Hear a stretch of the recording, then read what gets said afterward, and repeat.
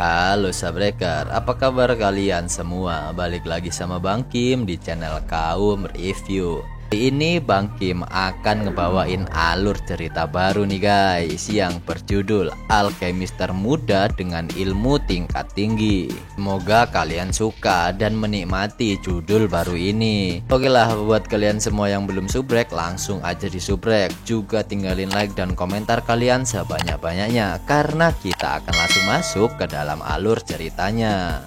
Suatu hari di kerajaan Yonam Hutanma, seorang pengawal dengan banyak luka di tubuhnya berlari terengah-engah membawa seorang bayi lelaki. Sepertinya pengawal itu sedang berlari dari kejaran orang-orang yang akan membunuh mereka.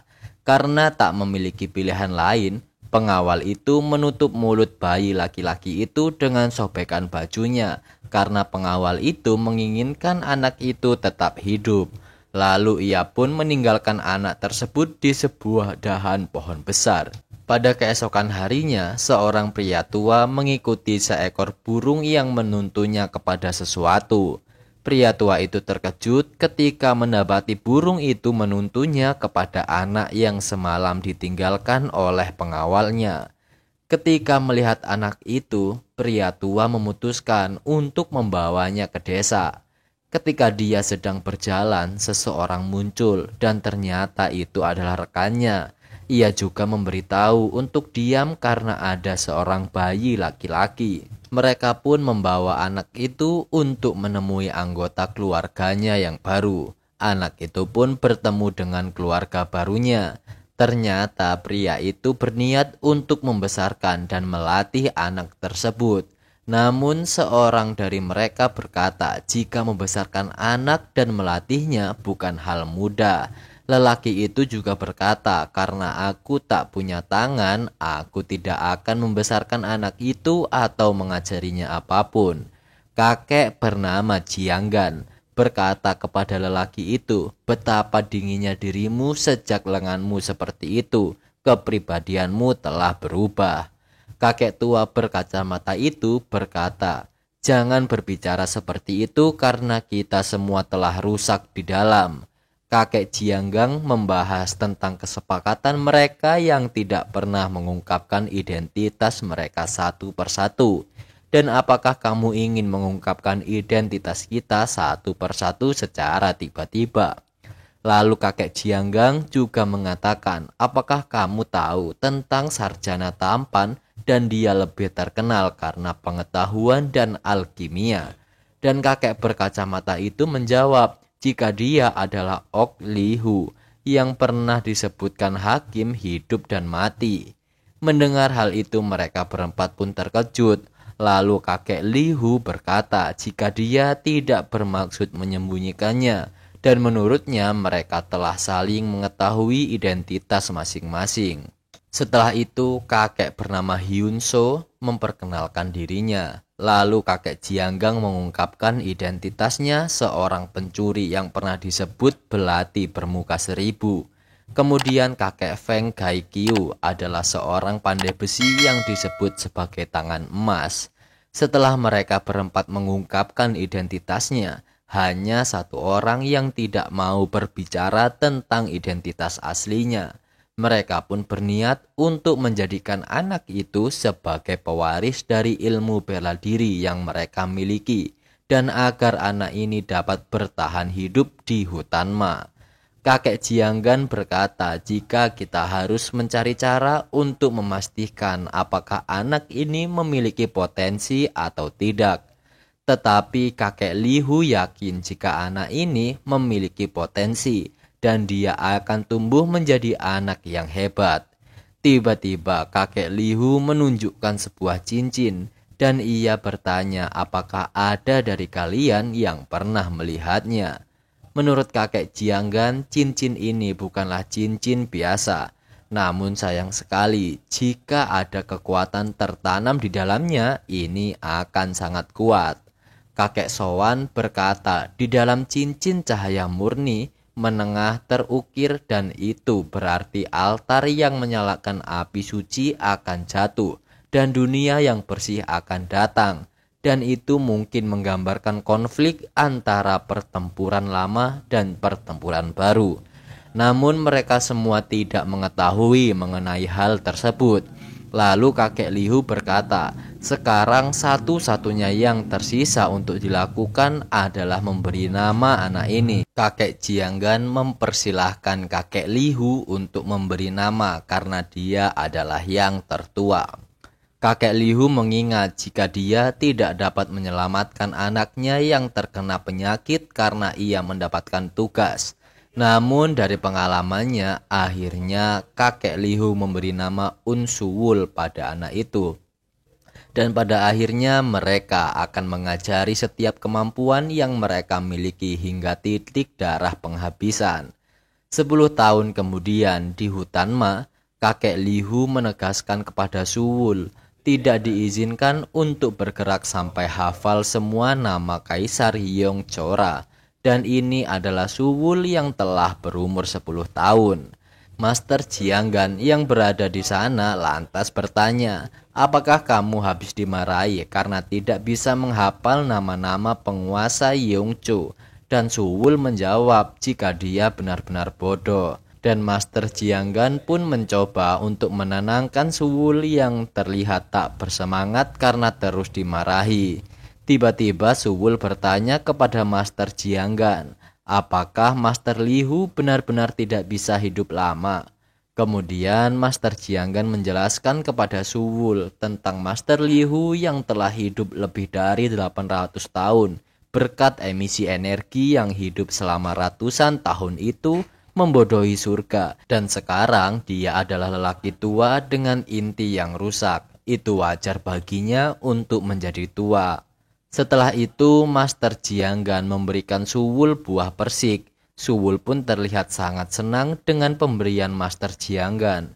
Tiba-tiba Suwul berkata jika ia ingin pergi keluar.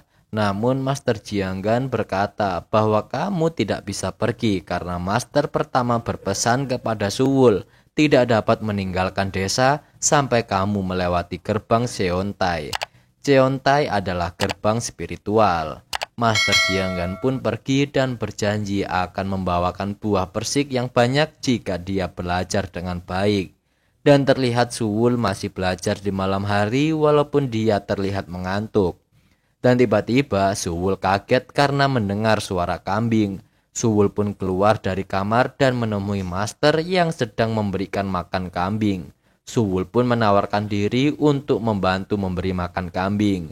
Namun Master berkata, tinggalkan saja, tidak banyak hal yang bisa aku lakukan. Jadi setidaknya aku harus melakukan sebanyak ini.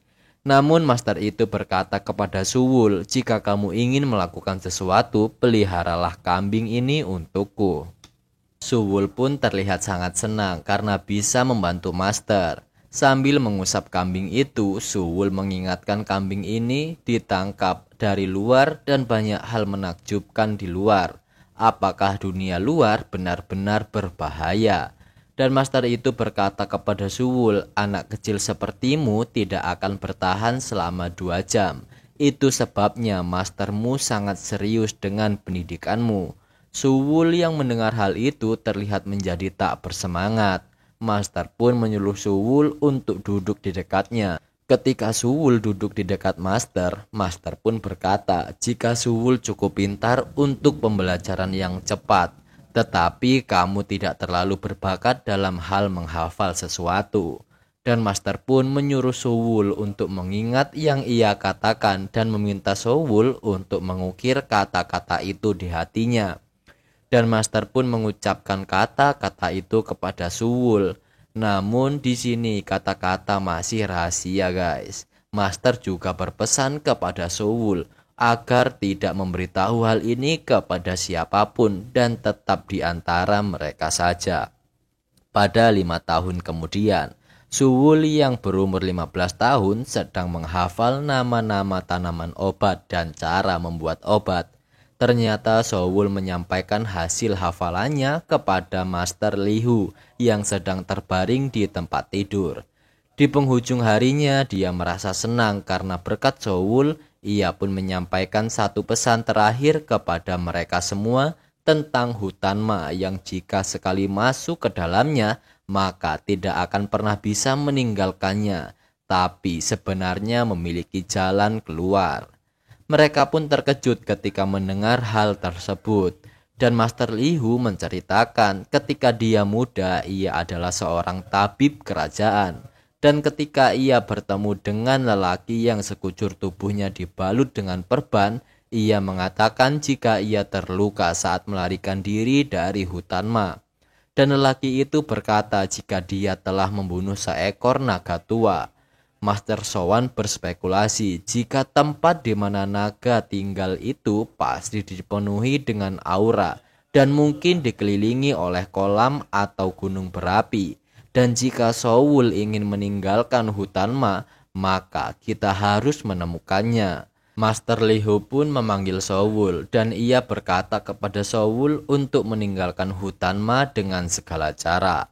Master juga berpesan agar dapat membayar kembali kebaikan yang telah kamu terima dari gurumu. Dan Soul berjanji untuk membalas kebaikan gurunya bahkan jika itu membunuhnya. Dan setelah Master Li Hu memberikan pesan terakhirnya, ia pun pergi dengan tenang. Ketika Master Li Hu telah pergi, Soul terus berlatih dengan master yang lain seperti Master Soun yang mengajarinya tentang pemasangan Jin Beop. Kemudian Master Fang karena tidak memiliki alat untuk membuat senjata ajaib, jadi dia tidak punya pilihan selain mengajari cara mengendalikan api. Terlihat Soul yang telah berusia 18 tahun. Di saat itu dia sedang berbincang dengan Master Jianggan sambil mencabuti ubannya. Tiba-tiba Soul mengucapkan terima kasih. Master Jianggan merasa jika ada sesuatu kepada Soul karena mengucapkan hal itu secara tiba-tiba. Namun Soul hanya berkata jika tidak ada yang mengganggunya karena ia terlalu sibuk belajar dan berlatih keras sepanjang waktu. Namun tak ingin langsung percaya, Master Jianggan menyuruh Soul untuk mengatakan hal yang sebenarnya. Soul akhirnya menjelaskan jika ia bisa merasakan gerbang spiritual di bawah pusarnya. Namun ia tidak dapat menembus gerbang itu walau sudah banyak kekuatan yang ia kumpulkan. Kemudian Master Jianggan memberitahu Soul jika itu adalah tugas yang sulit bagi auramu untuk pindah ke tingkat berikutnya. Namun karena kamu memiliki Qigong yang kuat, kamu pasti dapat menembus gerbang dengan latihan yang cukup. Soul merasa penasaran tentang kapan itu terjadi dan menurutnya itu bisa lebih cepat ketika mengkonsumsi obatan yang mampu membantu memperkuat dirinya. Tapi kepala Soul malah dipukul oleh Master Jianggan. Master pun marah karena Soul mengeluh tentang menerobos gerbang spiritual. Master pun terus mengoceh tentang bagaimana bersembunyi dari binatang buas dan tanaman yang bisa dijadikan sebagai bahan pembuatan obat-obatan. Mendengar hal itu, Soul terlihat terdiam. Ternyata Master mengerti apa yang Soul butuhkan, yaitu keluar dari desa. Master berpesan untuk kembali sebelum malam dan menghindari binatang buas dan juga membawa bahan-bahan yang dibutuhkan. Nampak Soul sudah keluar dari desa. Ia pun mengumpulkan bahan-bahan yang ia butuhkan. Ia pun segera kembali karena matahari sudah mulai terbenam. Soul terlihat bahagia karena menyerap energi yang belum pernah ia rasakan sebelumnya dan ia merasa ringan dan cepat. Namun tiba-tiba ia berhenti. Ternyata ia berniat untuk membawakan oleh-oleh untuk sang master. Soul pun memanjat pohon untuk mencari buruan yang akan ia bawa kembali ke desa. Dan dari atas pohon itu Soul melihat seekor kambing. Namun ketika Soul akan menangkap kambing itu, ia merasa jika ada sesuatu yang tidak beres karena ia telah memiliki naluri yang tajam. Dan di balik pohon besar itu, sambil tersenyum, Soul berkata, "Apakah hari ini hari sialku? Mari kita tidak melakukan sesuatu yang berbahaya dan kembali untuk menangkap binatang itu lain kali." Setelah Soul berkata seperti itu, muncullah serigala berkepala 3. Tetapi Soul malah heran dengan dirinya yang tidak ketakutan ketika berhadapan dengan serigala itu. Soul menghindari serangan serigala itu dengan kemampuan body flicker. Soul pun terus menghindari serangan serigala itu sambil mengambil beberapa batu yang ada di tanah. Dengan 3 batu yang ada di tangannya, ia akan melakukan serangan yang pernah diajarkan oleh Master Lihu. Serangan itu bernama Magnet Technique Blast Lightning, dan serangan itu dapat melubangi kepala dari serigala tersebut. Setelah mengalahkan serigala itu, ia teringat dengan para master karena telah mengajarinya cara bertahan hidup. Para master pun terkejut ketika melihat Soul membawa mayat serigala kepala 3. Master Jianggan terlihat sangat marah kepada Soul karena telah melawan monster dan hari ini mungkin hanya beruntung telah mengalahkannya. Master Soun pun bertanya kepada Soul, apakah ini pertama kalinya kamu keluar? Soul pun menjawab jika ini adalah pertama kalinya ia keluar.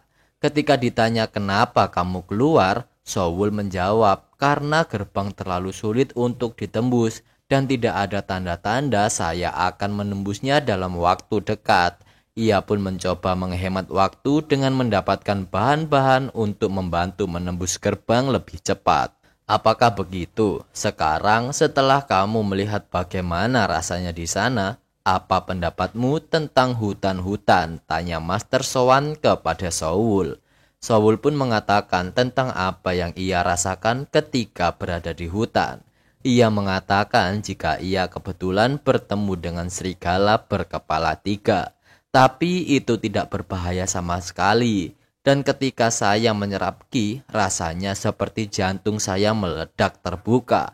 Lalu Master Sowan meminta Master Fang untuk membuat bendera dari kulit dan tulang serigala berkepala 3. Dan Master Fang sepertinya sudah mengerti apa yang dimaksud oleh Master Sowan. Ternyata Master Sowan mendukung apa yang akan dilakukan oleh Soul dan dia akan membantu Soul. Ketika ia tahu akan dibuatkan bendera oleh Master Fang, ia pun mengajak Master Fang untuk segera membuat bendera tersebut. Lalu akhirnya part ke-1 pun sampai sini dulu nih Saebreaker. Terima kasih buat kalian semua yang udah nonton video ini sampai selesai. Dan terima kasih juga buat kalian semua yang selalu support channel Kaum Review. Tungguin part selanjutnya yang akan kita upload secepatnya. Terima kasih banyak. Bang Kim pamit. Sampai jumpa di next video. See you and